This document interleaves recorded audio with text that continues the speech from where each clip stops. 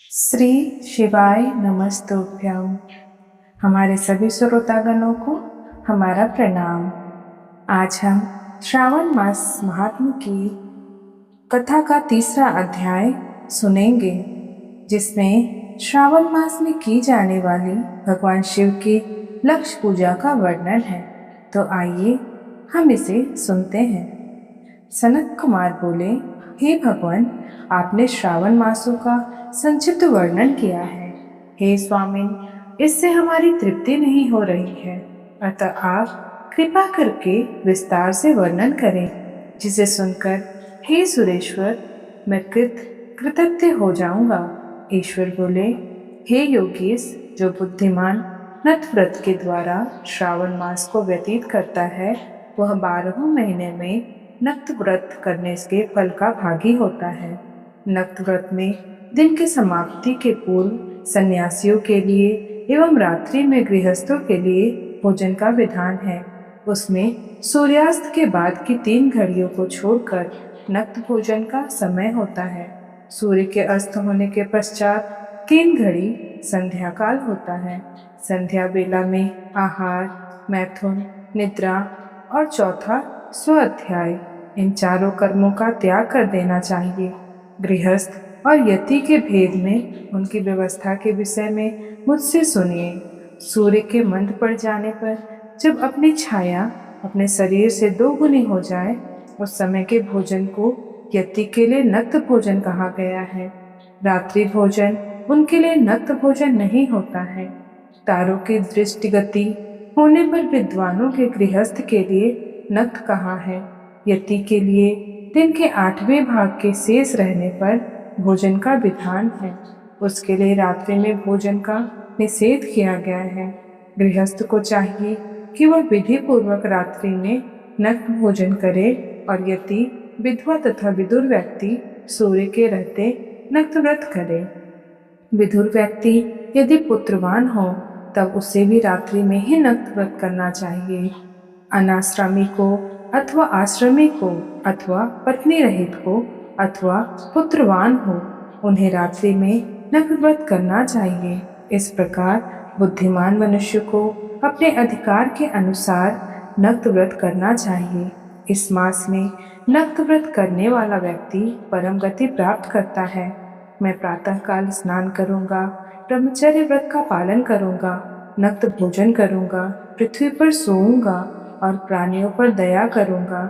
हे देव, इस व्रत को प्रारंभ करने पर यदि मैं मर जाऊं तो हे जगतपते, आपकी कृपा से मेरा व्रत पूर्ण हो। ऐसा संकल्प करके बुद्धिमान व्यक्ति को श्रावण मास में प्रतिदिन नक्त व्रत करना चाहिए। इस प्रकार नक्त व्रत करने वाला मुझे अत्यंत प्रिय होता है।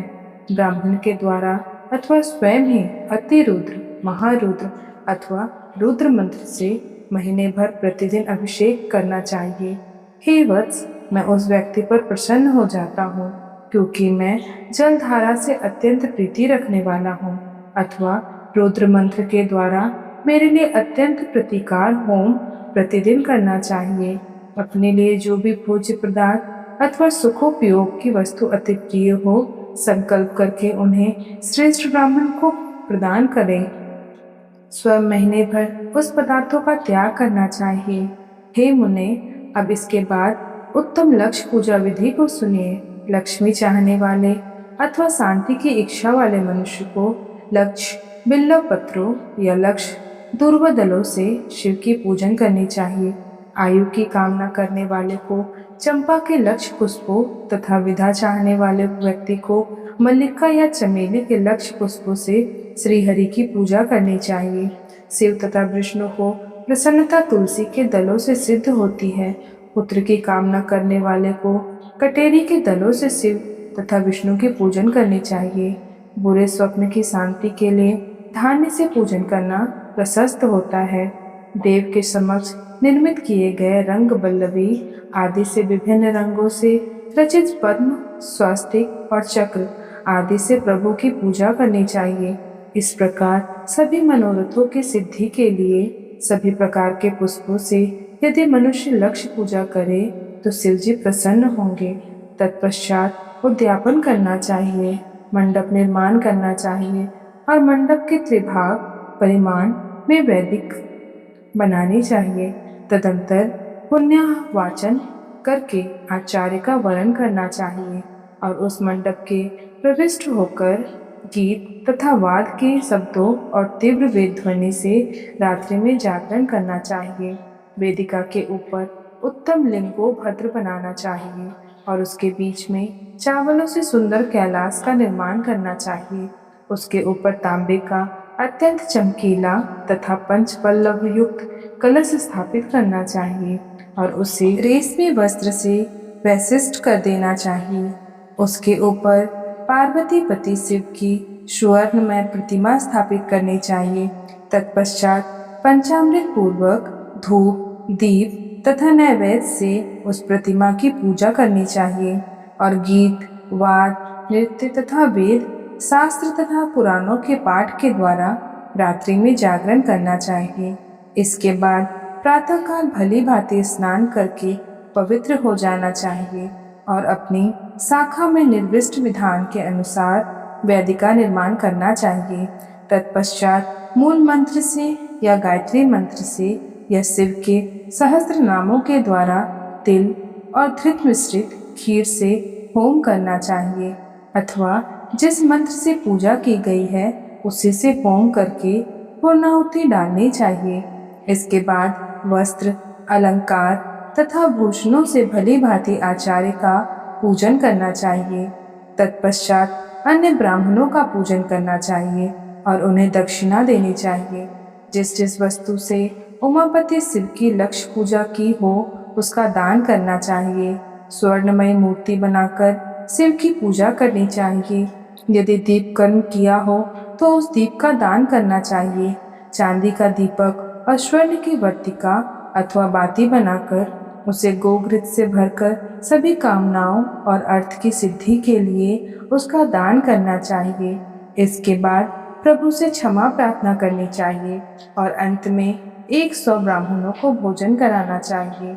हे मुने, जो व्यक्ति इस प्रकार पूजा करता है मैं उस पर प्रसन्न होता हूँ। उसमें भी जो श्रावण मास में पूजा करता है उसका अनंत फल मिलता है। यदि आपके लिए अत्यंत प्रिय कोई वस्तु मुझे अर्पण करने के विचार से इस माह में कोई त्यागता है तो अब उसका फल सुनिए। इस लोक में तथा परलोक में उसकी प्राप्ति लाख गुना अधिक होती है। सकाम करने से अभिलाषित सिद्धि होती है और निष्काम करने से परम गति मिलती है। इस मास में रुद्राभिषेक करने वाला मनुष्य उसके पाठ का अक्षर संख्या से एक अक्षर के लिए करोड़ करोड़ वर्ष तक रुद्रलोक में प्रतिष्ठा प्राप्त करता है। पंचामृत का अभिषेक करने से मनुष्य अमरत्व प्राप्त करता है। इस मास में जो मनुष्य भूमि पर शयन करता है उसका फल भी मुझसे सुनिए। हे द्विज श्रेष्ठ, वह मनुष्य 9 प्रकार के रत्नों से जड़ी हुई सुंदर वस्त्र से आच्छादित बिछे हुए कोमल गद्दे से सुशोभित देश तकियों से युक्त रम्य स्त्रियों से विभूषित रत्न निर्मित दीपों से मंडित तथा अत्यंत मृदु और गरुड़ाकार प्रवाल मणि निर्मित अथवा हाथी दांत से बनी हुई तथा चंदन से बनी हुई उत्तम तथा शुभ सब्जियां प्राप्त करता है। इस मास में ब्रह्मचर्य का पालन करने से वीर तथा दृढ़ पुष्टि होती है। ओज बल शरीर में दृढ़ता और जो भी धर्म के विषय के उपकार होते हैं वह सब उससे प्राप्त हो जाता है। निष्काम ब्रह्मचर्य व्रति को साक्षात ब्राह्मण प्राप्ति होती है और सकाम को स्वर्ग तथा सुंदर देवगणाओं की प्राप्ति होती है। इस मास में दिन रात अथवा केवल दिन में अथवा भोजन के समय मौन व्रत धारण करने वाला भी महान वक्ता हो जाता है। व्रत के अंत में घंटा और पुस्तक का दान करना चाहिए। मौन व्रत के महात्म्य से मनुष्य सभी शास्त्रों में कुशल तथा वेद वेदांग से पारंगत हो जाता है तथा बुद्धि में बृहस्पति के समान हो जाता है। मौन धारण करने वाले का किसी से कलह नहीं होता, अतः मौन व्रत अत्यंत उत्कृष्ट है। इस प्रकार श्री स्कंद पुराण के अंतर्गत ईश्वर सनातन कुमार संवाद में श्रावण मास महात्म्य में नक्त व्रत लक्ष्य पूजा, भूमि शयन, मौनादि व्रत कथन नामक तीसरा अध्याय पूर्ण हुआ।